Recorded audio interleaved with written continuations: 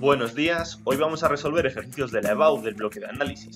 En concreto, vamos a trabajar la convocatoria de Castilla y León 2018, junio. Y el ejercicio de análisis que cayó en el modelo A de este examen dice lo siguiente. Se considera la función f de x, que es una función definida a trozos. Apartado A, estudia razonadamente la continuidad de la función. Bien, lo primero que tenemos que decir, tenemos que estudiar el primer intervalo que nos encontramos y ahí podemos decir que la función es continua en ese intervalo por ser una función polinómica. Y es que ya sabéis que las funciones polinómicas son continuas en toda la recta real, es decir, desde menos infinito hasta infinito. Por tanto, en un intervalo menor también será continua. Vamos a estudiar también el segundo intervalo y en ese intervalo podemos decir que la función también es continua por ser una función polinómica. Y por tanto será continua en toda la recta real, es decir, también en intervalos más pequeñitos. Entonces, si es continua en este intervalo y es continua en este intervalo, solo me falta probar si es continua en el punto en el que pasa a ser de una forma a ser de otra. Es decir, tenemos que estudiar la continuidad en el punto x igual a 4. Y para estudiar la continuidad en un punto debemos ver cuánto valen tres ítems, tres elementos. El primero de ellos, tenemos que observar cuánto vale la función en el punto. Lo segundo que tenemos que observar es estudiar el límite cuando x tiende al punto por la izquierda de nuestra función. Y lo tercero que tenemos que observar es ver cuánto vale el límite cuando x tiende a 4 por la derecha de la función. Si estos tres valores son iguales, la función será continua en el punto. Así que comencemos. Veamos cuánto vale la función en el punto. Y en x igual a 4 está definida de la segunda forma. Porque aquí pone x mayor o igual que 4. Así que f de 4 valdrá 4 al cuadrado menos 16, o lo que es lo mismo, 16 menos 16, que esto es igual a 0. Veamos ahora cuánto vale el límite cuando x tiende a 4 por la izquierda. 4 por la izquierda, es decir, números menores que 4, nos encontramos en el primer intervalo. Así que lo que tenemos que estudiar es el límite cuando x tiende a 4 por la izquierda de la función que tiene la forma 4 menos x en este intervalo. Así que operamos 4 menos 4, esto es igual a 0. De momento se van cumpliendo las cosas, este número es igual a este. Continuamos y miramos el último límite que tenemos que estudiar. El límite cuando x tiende a 4 por la derecha, es decir, números cercanos a 4, pero un poco más grandes. Por tanto, nos encontramos en el segundo intervalo, números un poco mayores que 4. Así que la función tendrá la forma x al cuadrado menos 16. Si evaluamos esto, 4 al cuadrado menos 16, 16 menos 16, y esto es igual a 0. Fijaos, los tres valores coinciden, este es igual a este también, así que la función es continua en x igual a 4. En resumen, es continua en todo el primer intervalo. Es continua en el punto en el que pasa a ser de una forma a ser de otra. Y es continua en todo el segundo intervalo. En resumen, la función es continua en todo R, es decir, en toda la recta real, o lo que es lo mismo, desde menos infinito hasta infinito. El apartado B lo que nos pide es analizar el crecimiento y decrecimiento de la función. Para ello ya sabéis que tenemos que estudiar la derivada primera, así que vamos a hacerlo. La derivada primera de nuestra función es igual a, en el primer intervalo, si lo derivamos, menos 1. Si x es menor que 4. Y en el segundo intervalo, tiene la forma 2x.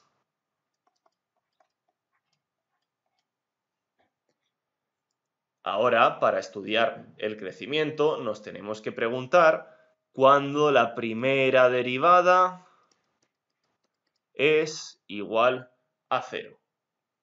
En el primer intervalo jamás se cumple que sea igual a 0, por tanto no tendrá ni máximos ni mínimos en el primer intervalo. No hay extremos relativos en el intervalo menos infinito 4.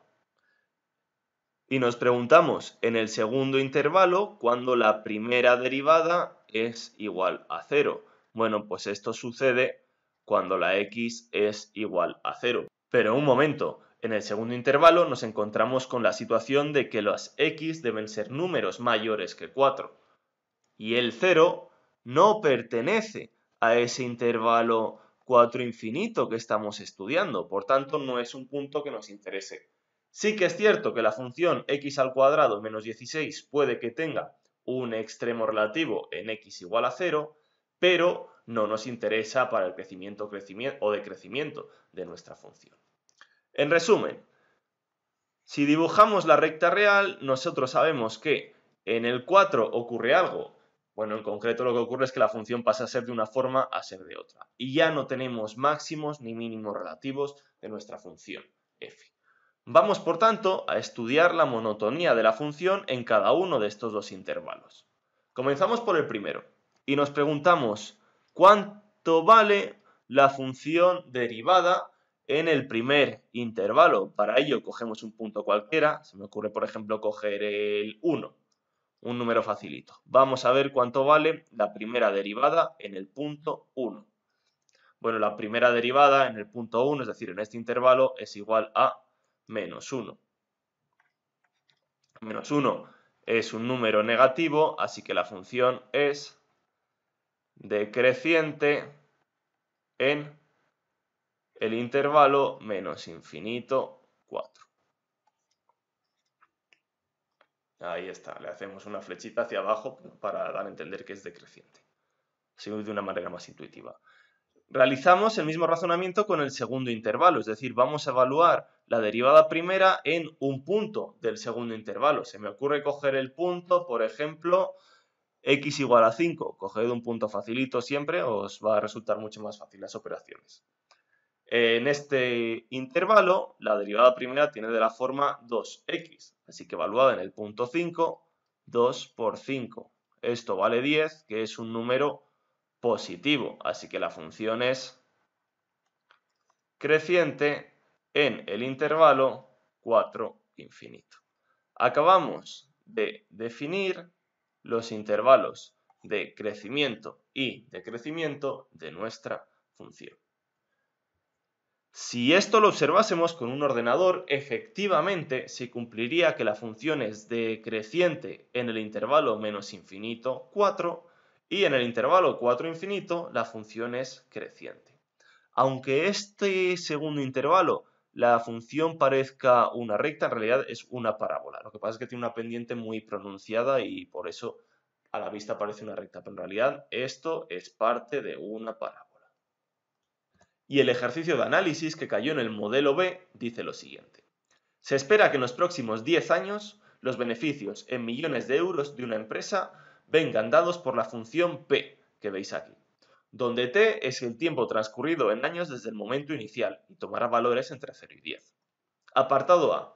Determina en qué momento del tiempo los beneficios serán de 16 millones de euros. Bueno, los beneficios vienen dados por esta función, así que en realidad lo que me está preguntando el apartado A es que me pregunte cuándo la función es igual a 16 millones de euros. O lo que es lo mismo, que resuelva la siguiente ecuación. T al cuadrado menos 10t más 16 sea igual a 16. Tenemos que resolver esta ecuación. Bueno, pues vamos a ello. Si restamos 16 a ambos lados de la igualdad, nos encontramos con esta ecuación. más simplificada. ¿Y esta ecuación cuándo es igual a 0? Bueno, es una ecuación de segundo grado, podríamos utilizar la formulita, pero también una manera mucho más rápida es sacar factor común, en este caso. Sacamos una t de factor común y nos quedará algo de la forma t por t menos 10 igual a 0. Es decir, es una multiplicación, así que una multiplicación ¿cuándo es igual a 0? Pues cuando uno de los factores sea 0. El primer factor, ¿cuándo puede ser 0? Bueno, pues cuando la t sea igual a 0 directamente. ¿Y el segundo factor, cuándo puede ser 0? Pues cuando la t es igual a 10. Serán las dos posibles soluciones. Ahora bien, fijaos, t solo podía tomar valores en el intervalo 0-10, pero el 0 está abierto, por tanto el 0 no cuenta. Por tanto, el valor t igual a 0 no nos interesa porque no forma parte del dominio de la función. En conclusión, el valor o el momento del tiempo en el que los beneficios son de 16 millones de euros es t igual a 10. Vamos con el apartado B. Determina en qué momento los beneficios serán mínimos.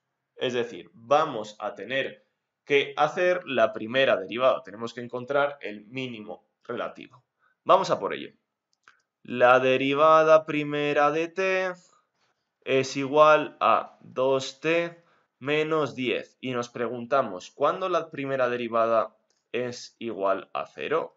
Bueno, pues despejando,